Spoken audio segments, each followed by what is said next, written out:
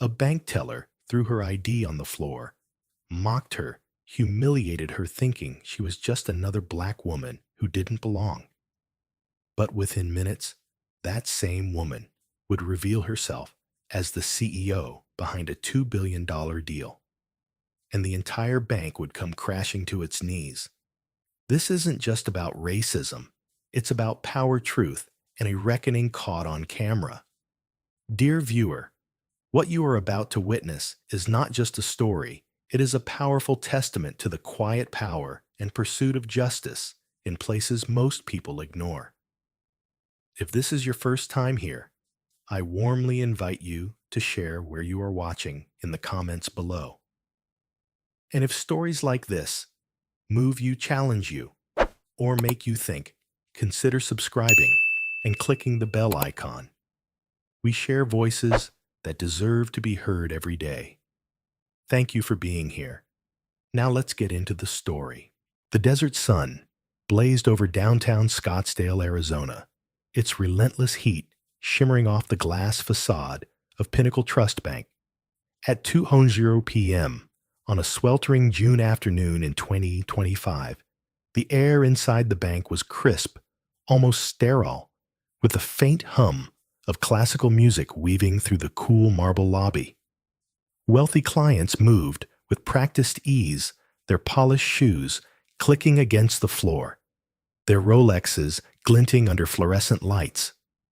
Into this world stepped Vanessa Morgan, a 52-year-old black woman, her navy blazer modest, but impeccably pressed, her scuffed leather shoes, a quiet testament to her grounded roots. To the untrained eye, she was just another customer, unremarkable in the shadow of Scottsdale's affluence. But Vanessa was no ordinary visitor. She was the CEO of Morgan Development Group, a powerhouse behind a $2 billion partnership with the bank, and her presence carried a weight that would soon shatter the room's polished veneer. Tucked in her purse was a digital recorder, a habit from her advocacy days, ready to capture the truth. Today, that truth would ignite a reckoning. Vanessa paused at the entrance, smoothing her blazer, her eyes scanning the lobby with a quiet intensity. Scottsdale, with its palm-lined boulevards and sprawling estates, was a city of wealth and exclusivity. But she knew its undercurrents, subtle glances, hushed judgments, the silent assumption that some didn't belong.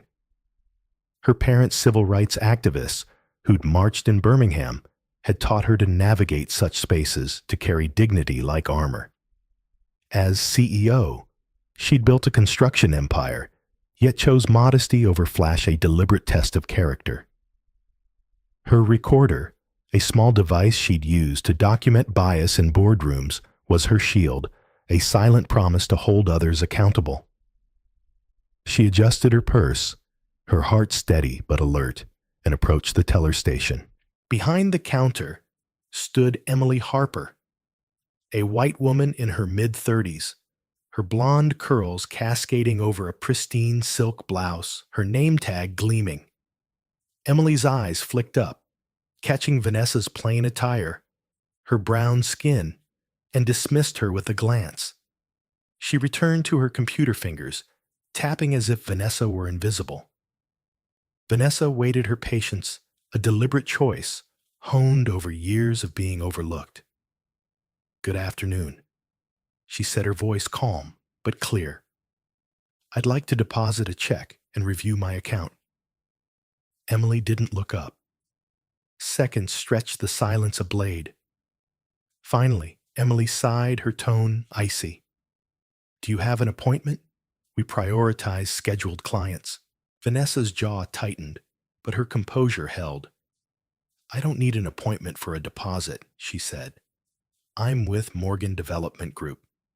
Emily's eyes narrowed, her lips curling into a faint sneer.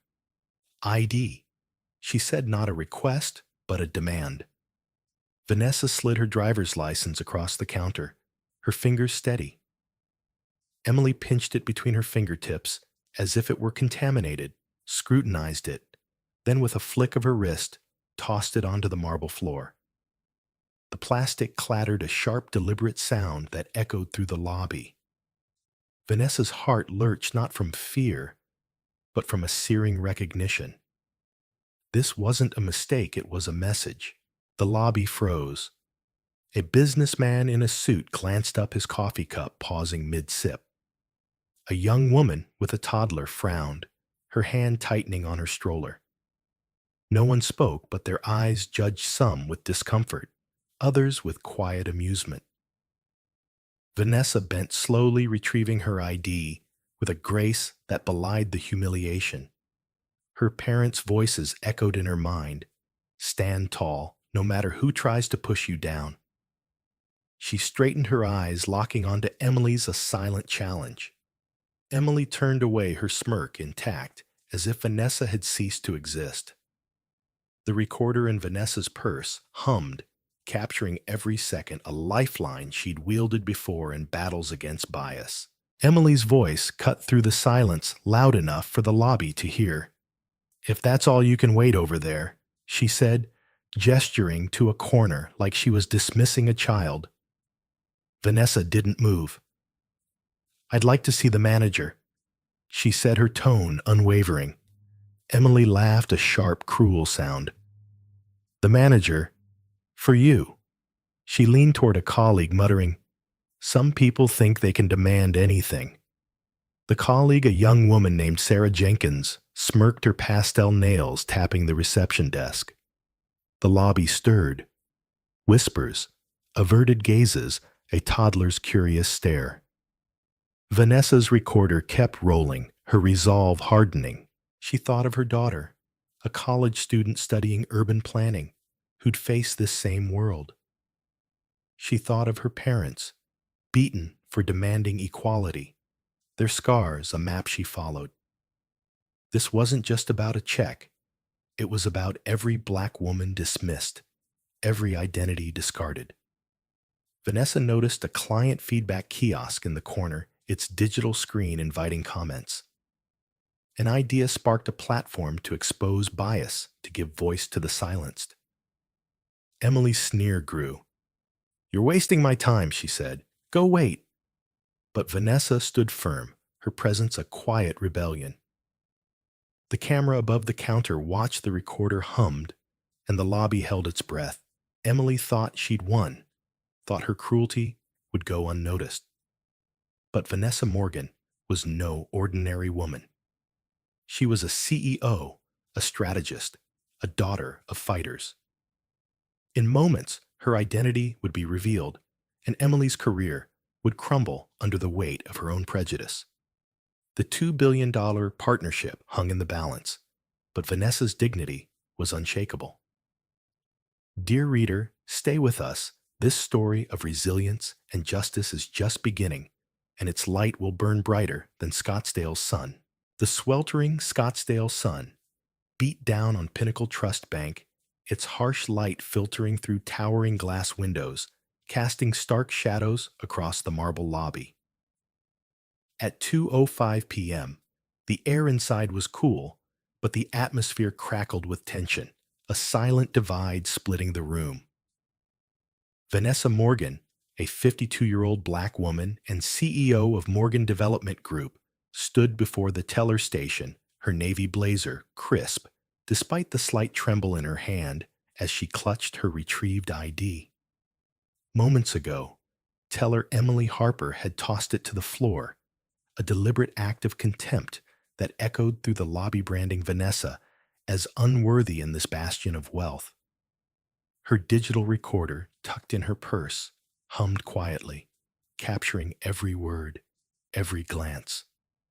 Vanessa's eyes, sharp with resolve, met Emily's sneer, but her heart carried the weight of her parents' civil rights battles, their unyielding courage a fire within her. The lobby clients, staff, and a digital feedback kiosk watched, some complicit, others uneasy, as Emily's prejudice deepened the rift, setting the stage for a reckoning that would shake Pinnacle Trust to its core. Emily leaned against the counter, her blonde curls framing a face taut with disdain. "You're still here?" she said, her voice sharp enough to cut through the lobby's soft piano music. I told you to wait over there. She gestured toward a corner, her tone dismissing Vanessa as an inconvenience. Vanessa's jaw tightened, but her composure held a lesson learned from her activist parents who'd faced worse in Birmingham's streets. I'm here to deposit a check, she said, her voice steady, for Morgan Development Group's account. I'd like to see the manager. Emily's laugh was cold, a blade meant to wound. The manager. For a deposit. You think you're special? She turned to a colleague, Sarah Jenkins, at the reception desk, muttering, Some people don't know their place. Sarah, her pastel nails tapping the desk, smirked her eyes, flicking over Vanessa's modest attire. Yeah, probably another fake check, she said, loud enough for the lobby to hear. The words stung a familiar sting Vanessa had felt in boardrooms and boutiques, but she refused to flinch. A businessman in a suit glanced up, his expression a mix of curiosity and amusement. A young mother with a toddler frowned, whispering to her child, That's not right. The client feedback. Kiosk, its digital screen glowing, caught Vanessa's eye again, sparking a vision, a platform to amplify voices like hers, exposing bias in real time. Her recorder kept humming, a silent ally in her purse. Miguel Torres, a Latino client services representative in his late 40s, approached from a side desk, his blue name tag glinting. Ms. Harper, he said, his voice low but firm. Maybe we should process her transaction. Emily's eyes flashed. Stay out of it, Miguel. I've got this. Miguel hesitated, his gaze meeting Vanessa's, offering a silent apology. She nodded slightly, recognizing his struggle caught between duty and fear of retaliation. Across the lobby, Kayla Wright, a young black teller, watched from her station, her heart pounding. She'd seen Emily's sharp tongue before, aimed at clients who didn't fit Scottsdale's wealth. Kayla's fingers hovered over her phone, her instinct to record warring with her fear. Finally, she pressed the button, capturing Emily's sneer, Vanessa's resolve, and the lobby's complicity. Vanessa slid a certified check across the counter, its $2 billion significance tied to her company's partnership with the bank. This is for deposit, she said, her tone unwavering. Emily pinched it like it was tainted, her eyes narrowing. This legit? She scoffed, holding it to the light. Looks like something you'd need to explain. She leaned toward Sarah, whispering, Bet it's fake. People like her always try something. Their giggles, though hushed, carried, drawing more eyes. The businessman smirked. The mother's frown deepened. Vanessa's chest tightened, but her parents' courage steadied her. Verify it, she said, her voice cutting through their laughter. It's from a reputable bank. Emily's smirk faded, her confidence shaken by Vanessa's calm. We'll see, she muttered, typing slowly, her skepticism a performance. Sarah chimed in. Better check her ID again. Can't be too careful. The lobby stirred, whispers, glances, a toddler's curious stare. Kayla's phone trembled, her recording a quiet act of defiance inspired by Vanessa's unyielding presence. Vanessa thought of her daughter, studying to break barriers, and her parents who'd faced fire for equality. This wasn't just about her. It was about every black woman dismissed, every identity discarded. Miguel stepped closer, his voice firm. Emily, process the check or get Robert. Emily's head snapped up. I said I've got it. But her tone wavered, the lobby's eyes weighing on her. Vanessa spoke, her voice low but resonant. I'm not leaving until this is handled properly.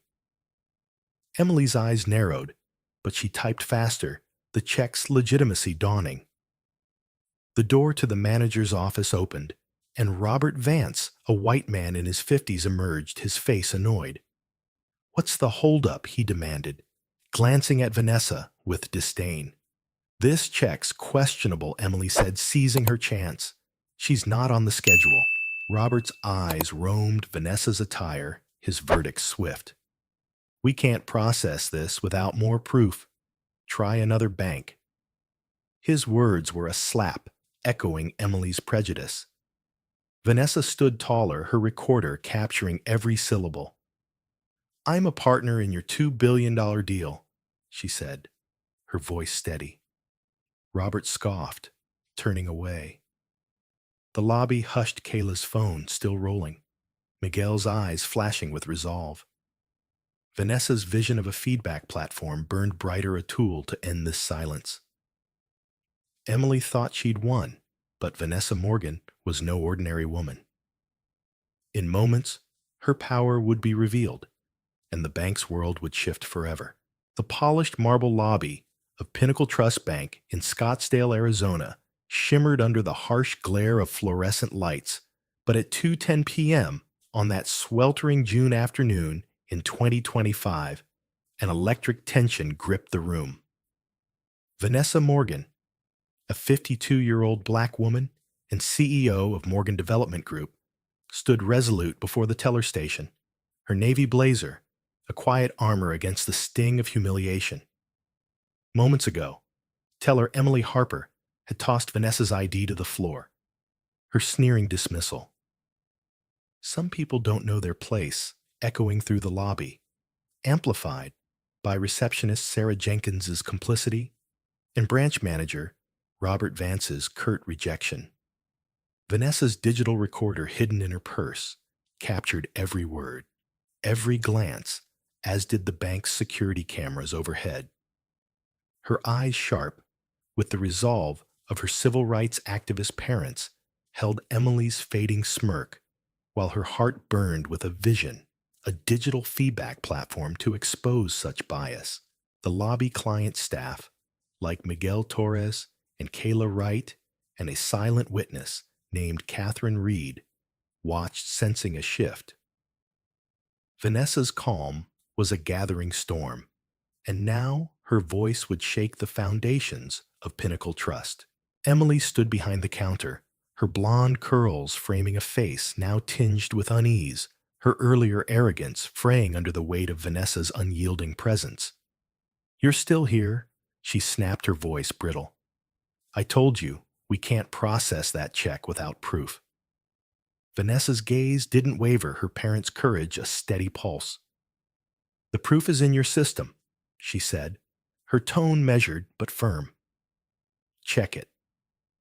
Emily hesitated, her fingers hovering over the keyboard, her confidence shaken by Vanessa's refusal to shrink.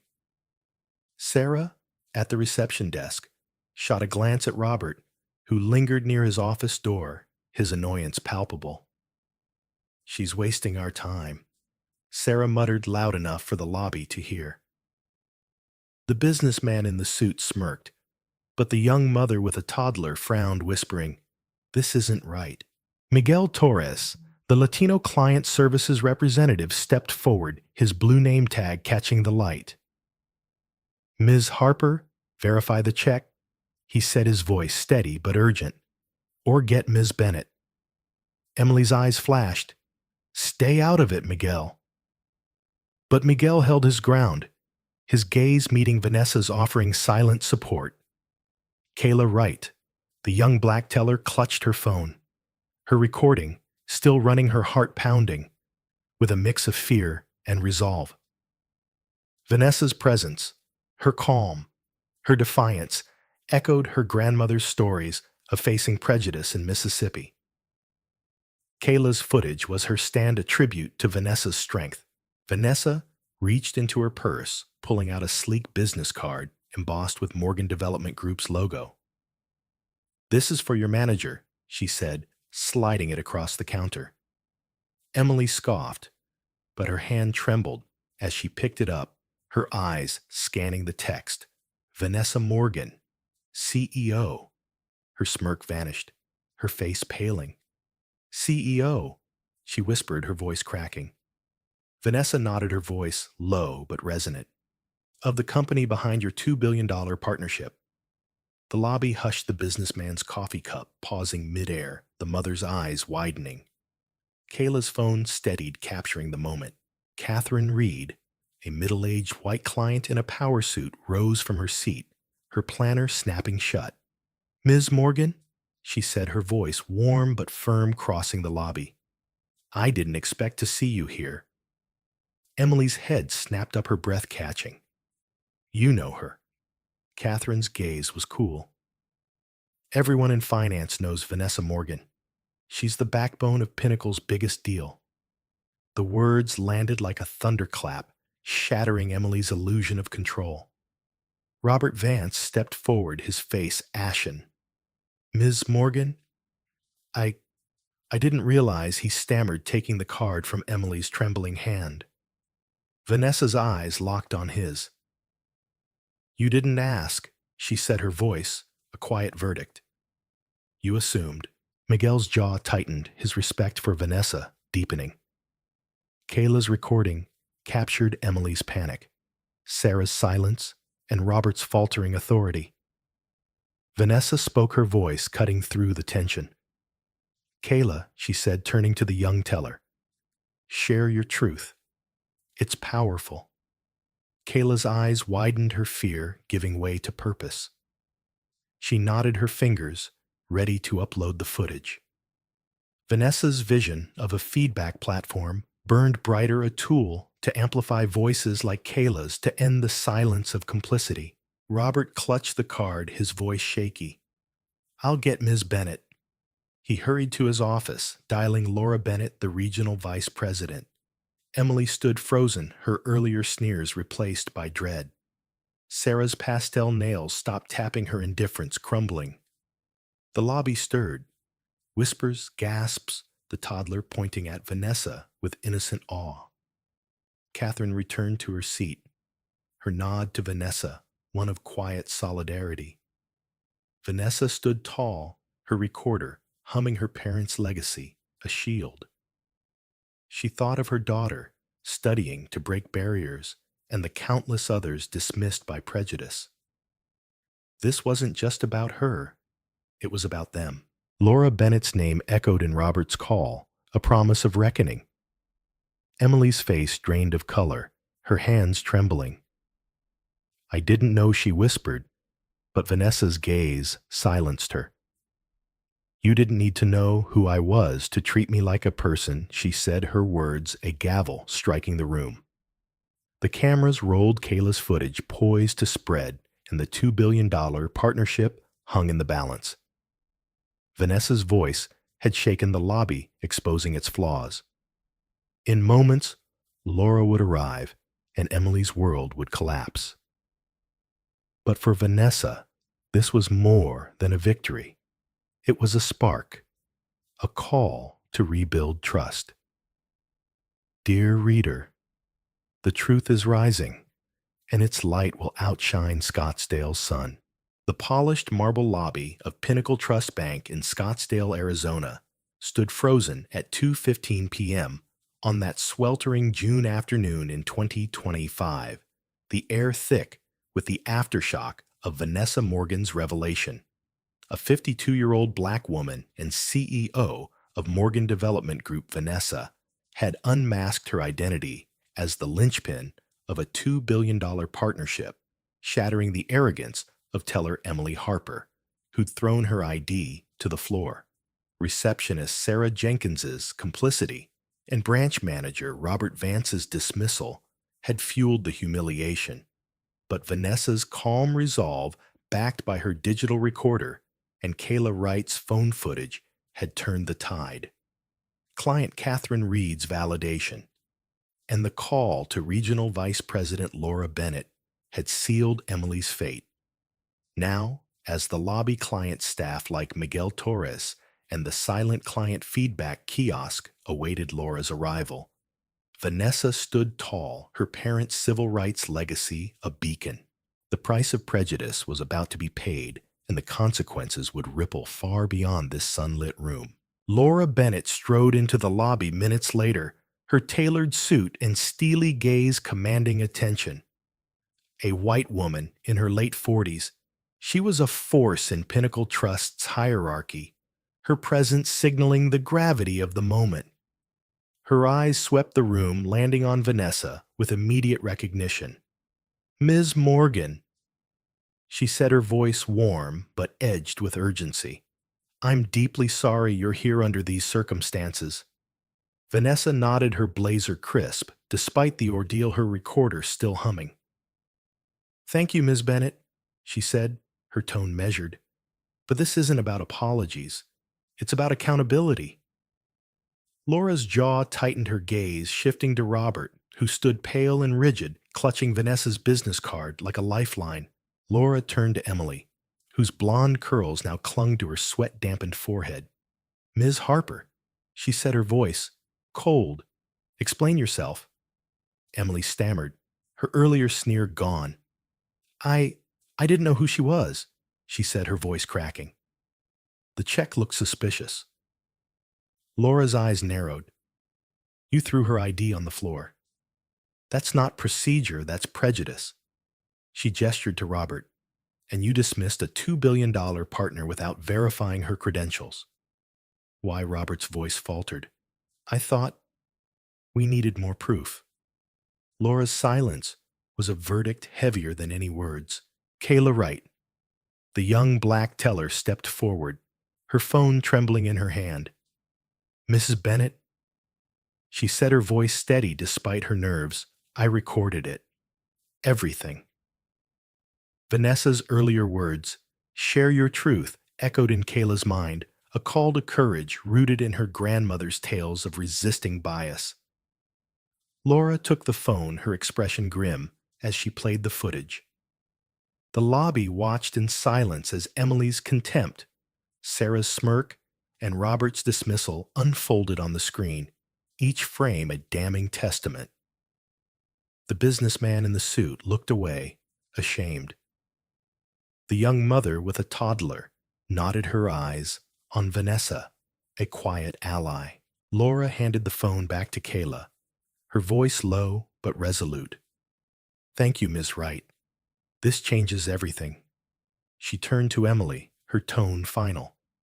"You're terminated effective immediately. Hand over your badge."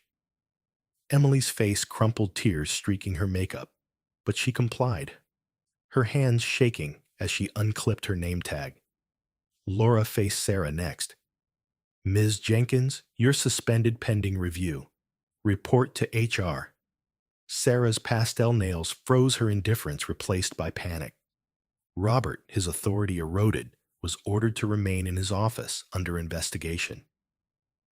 The lobby exhaled whispers, rising the toddler, pointing at Vanessa with innocent awe.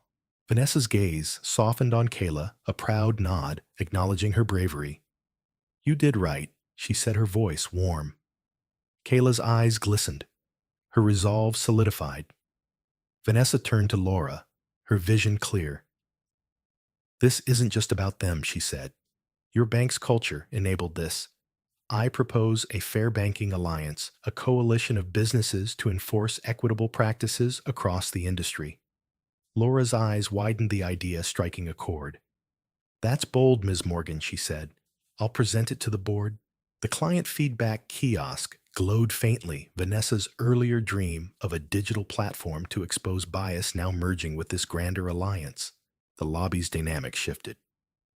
Miguel Torres, the client services representative, approached Laura, his voice firm.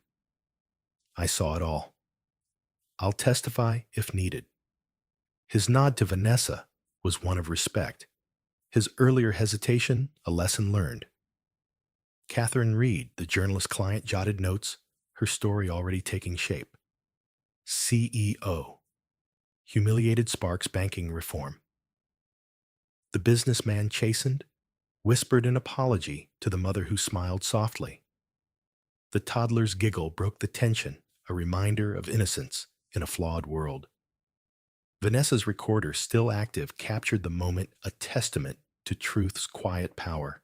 Laura escorted Emily to the security desk, her badge confiscated, her career in ruins. Sarah left for HR, her head bowed, her complicity exposed. Robert remained in his office, his future uncertain, the $2 billion partnership teetering. Vanessa stood at the center, her blazer a symbol of resilience, her parents' Birmingham scars, a map she followed. She thought of her daughter, studying to break barriers, and the countless others dismissed by prejudice. This was for them a stand against a culture that devalued worth. Kayla's footage, uploaded to the bank's internal system, went viral within Pinnacle Trust, prompting immediate audits. Laura promised reforms mandatory anti-bias training, an oversight board, and a review of client policies. Vanessa's Fair Banking Alliance, a vision born in pain, offered Hope a blueprint for industry-wide change. As Emily's dismissal sank in, the lobby stirred clients and staff reevaluating their silence. Vanessa's voice had shaken the bank, exposing its flaws, but her vision would rebuild it.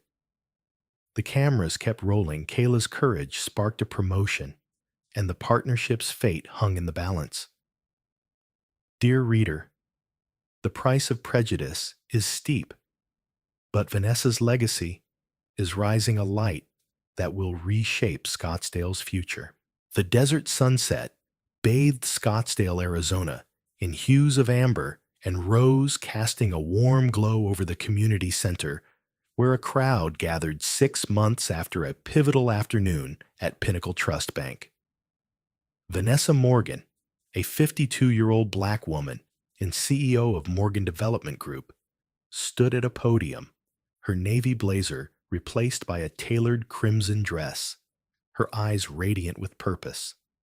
That day, when teller Emily Harper threw her ID to the floor, igniting a firestorm of prejudice, had transformed Vanessa's quiet dignity into a movement.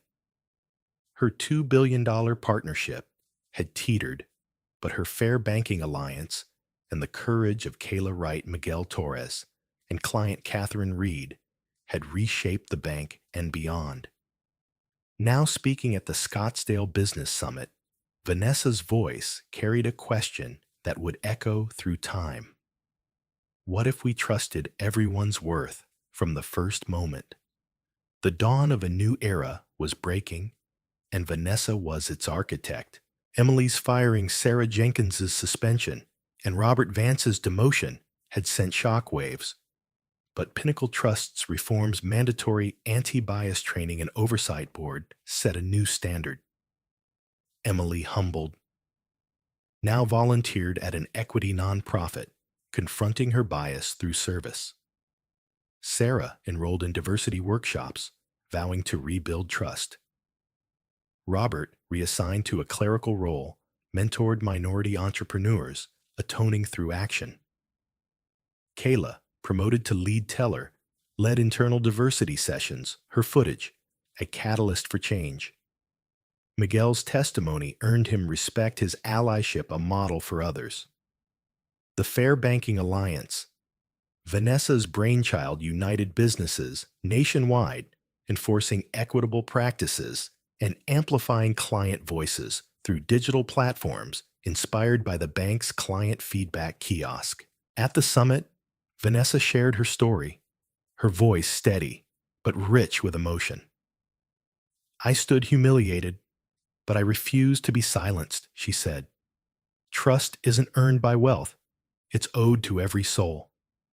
The audience, executives, entrepreneurs, and Kayla's family listened, some teary, others nodding. A young Black woman, a fellowship recipient, approached Vanessa afterward. You showed me I'm enough, she whispered. Vanessa's heart swelled, thinking of her daughter, now a graduate, breaking barriers, and her parents' Birmingham struggles. Arizona State University launched the Vanessa Morgan Mentorship Program, empowering minority women in business, a legacy for generations. Catherine's article, CEOs, Stan Sparks Banking Reform, went viral, inspiring other banks to adopt Vanessa's model. The $2 billion partnership stabilized, strengthened by Pinnacle's reforms. Laura Bennett, the vice president, partnered with Vanessa, co-chairing the alliance. Miguel organized community forums bridging residents and institutions. Kayla mentored youth, teaching them to trust their truth. Vanessa's digital platform, born from her kiosk vision, empowered clients to report bias reshaping banking culture. At the summit, a teenage boy, once a lobby witness, told Vanessa, "You're why I'm studying finance." Her eyes misted the dawn brighter than ever. Vanessa drove her modest sedan home, her parents' courage a quiet hum. She wasn't just a CEO, she was a catalyst. Her question a call to action. This is your story too. Where's your platform, your voice? Join a forum, use digital tools to challenge bias, or mentor someone dismissed. Vanessa's dawn lives in every act of trust.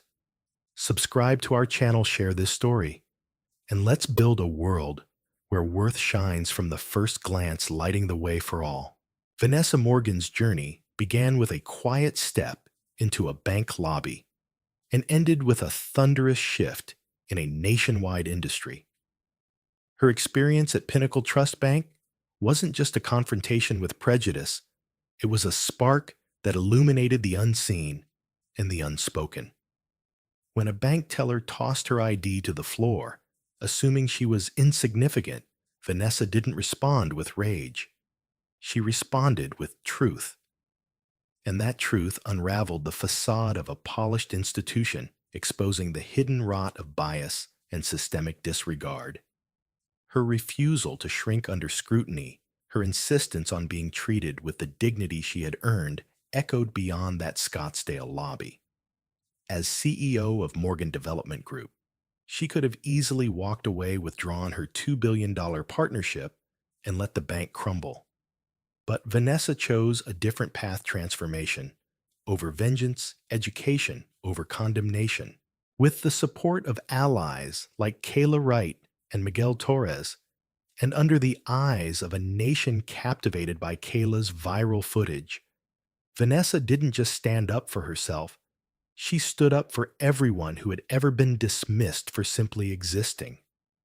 The bank, once a symbol of exclusion, became ground zero for reform. The Fair Banking Alliance, born from Vanessa's vision, now operates as a beacon of accountability across financial institutions. Her leadership proved that power does not need to roar. It can whisper with grace. It can build from hurt, and it can leave behind systems stronger and more inclusive than ever before. What do we take from Vanessa's story? It's not just about what happened to her, but how she responded.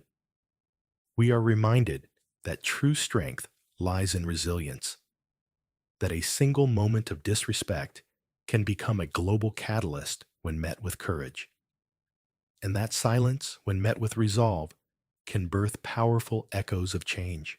In today's world, where many still face similar judgments based on race, gender, or status, Vanessa's story serves as a blueprint. It tells us to record the moments that matter, speak up when others are silent, and build platforms that outlast the pain. Whether you're in a boardroom, a classroom, or just walking through life, remember this: you carry the power to define your worth, no one else. So if this story moved you, if it challenged the way you see the world, don't let it stop here. Let Vanessa's journey be a spark for your own actions. Mentor someone, start a conversation, create change in your workplace or community, and most importantly, stay connected. Subscribe to this channel, share Vanessa's story, and be part of a growing community that believes in dignity, equality, and courage. Together, we're not just telling stories. We're building a movement. Thank you for watching, and stay tuned for more voices that need to be heard.